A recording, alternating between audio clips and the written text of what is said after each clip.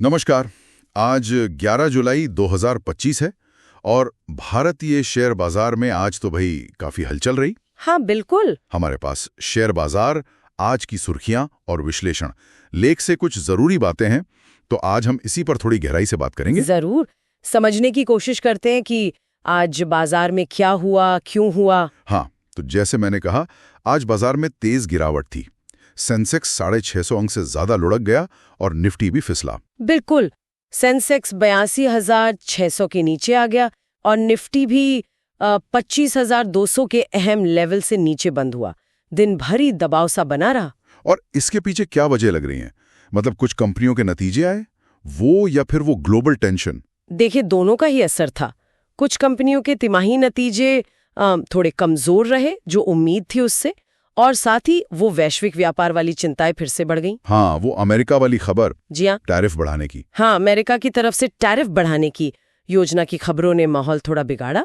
तो मतलब घरेलू कारण भी और बाहरी भी, लेकिन ज्यादा असर किसका रहा? मेरे ख्याल से घरेलू मोर्चे पर जो नतीजे आए, खासकर आईटी सेक्टर से, उन्होंने सेंटिमेंट को ज्यादा चोट पहुंचाई। निफ्टी आईटी इंडेक्स को ही देख लीजिए, करीब 1.6% नीचे था। हाँ, टीसीएस के नतीजे शायद थोड़े फीके रहे। हाँ, टीसीएस के नतीजों ने थोड़ी निराशा दी, शायद मार्जिन या गाइडेंस को लेकर चिंता थी, और फिर उसका असर विप्रो, एचसीएल टेक, इन सब पर भी दिखा। ये भी गिरे। सही कहा, आईटी तो गया ही।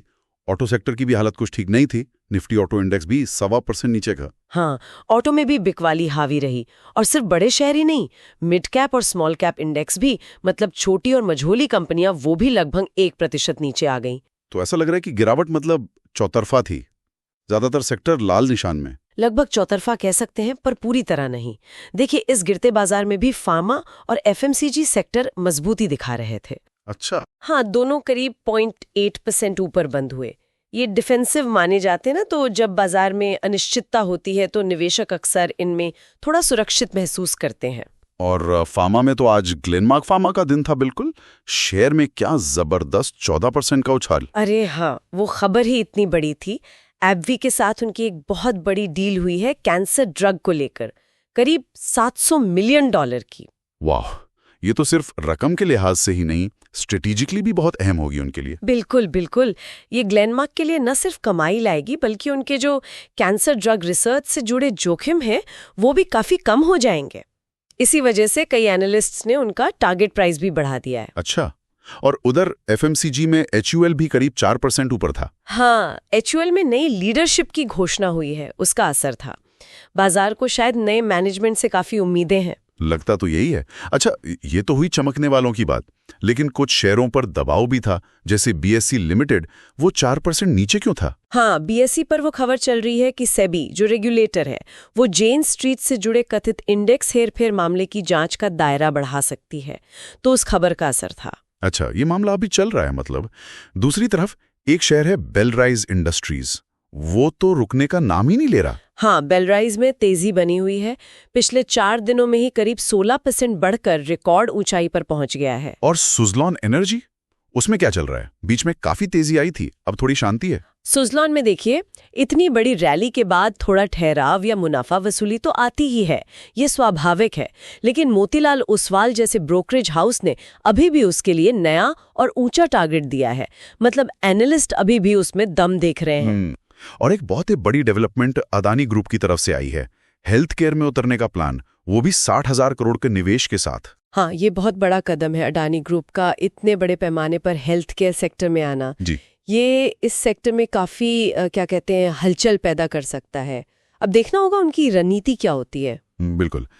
अच्छा, अब जरा आईपीओ मार्केट की बात करें। स्मार्टवर्क्स कोवर्किंग का आईपीओ कैसा चल रहा है? हाँ, स्मार्टवर्क्स का आईपीओ दूसरे दिन तक 70% सब्सक्राइब हो गया था, और उसका ग्रे मार्केट प्रीमियम यानी जीएमपी वो भी करीब 7% के आसपास चल रहा है। ठीक ठाक रुझान है। और एक और बड़ा आईपीओ आने वाला है शायद, आइनॉक्स क्लीन एनर्जी। बिल्कुल, उन्होंने करीब 6,000 करोड़ के आईपीओ के लिए गोपनीय दस्तावेज जमा कराए हैं। वो करीब 50,000 करोड़ की वैल्यूएशन देख रहे हैं। तो आईपीओ बाजार में भी रौनक बनी हुई है। वापस ग्लोबल संकेतों पर आएं तो वो जो अमेरिकी राष्ट्रपति ट्रंप के टैरिफ बढ़ाने की योजना की बात थी, उसका और क्या असर दिखा? उसका असर तो ग्लोबल मार्केट्स पर दिखाई, और उसी चिंता में सोने की कीमतें बढ़ी। सोना सेफ हेवन माना जाता है ना। हाँ बिल्कुल। हालांकि तेल की कीमतों में थोड़ी रिकवरी आई है। पहले वो अमेरिकी टैरिफ और ओपेक के मांग अनुमान घटने से गिरी थी। तो ये सब देखते हुए एनालिस्ट क्या कह रहे हैं? मतलब बाजार आगे कैसा रहेगा? ये गिरावट रुकेगी या और बढ़ेगी? देखिए, ज्यादातर जानकारों का मानना है कि ये गिरावट शायद थोड़े समय के लिए हो। मीडियम टर्म का आउटलुक अभी भी पॉजिटिव ही लग रहा है। सबसे जरूरी ये है कि निफ्टी 25,000 से 25,200 का जो सपोर्ट लेवल है उसे बचाए रखें। अच्छा, अगर वो लेवल बना रहता है तो बाजार शायद वापस 25,800 की तरफ जा सकता है। अभी हो सकता है बाजार थोड़ा कंसोलिडेट करे, मतलब एक दायरे में रहे। तो संक्षेप में कहें तो आज का दिन मुश्किल था बाजार के लिए। आईटी, ऑटो ने नीचे खींचा, फार्मा, एफएमसीजी ने सहारा दिया। नतीजों और ग्लोबल टेंशन का असर साफ दिखा। बिल्कुल सही। और आज की इस पूरी बातचीत से एक अहम सवाल ये भी उठता है कि ये जो ग्लोबल ट्रेड टेंशन्स चल रही हैं और घरेलू कंपनियों की कमाई पर जो दबाव दिख रहा है, इसे देखते हुए निवेशकों के लिए आने वाले वक्त में अपने पोर्टफोलियो को डाइवर्सिफाई करना, यानी अलग अलग एसेट्स में बांटना कितना ज़रूरी हो जाता है और उन्हें अपनी डाइवर्सिफिकेशन स्ट्रैटेजी में क्या बदलाव करने की ज़रूरत पड़ सकती है, ये सोचने वाली बात है। बिल्कुल, इस पर सोचना जरूरी है। चलिए आज की चर्चा यहीं समाप्त करते हैं।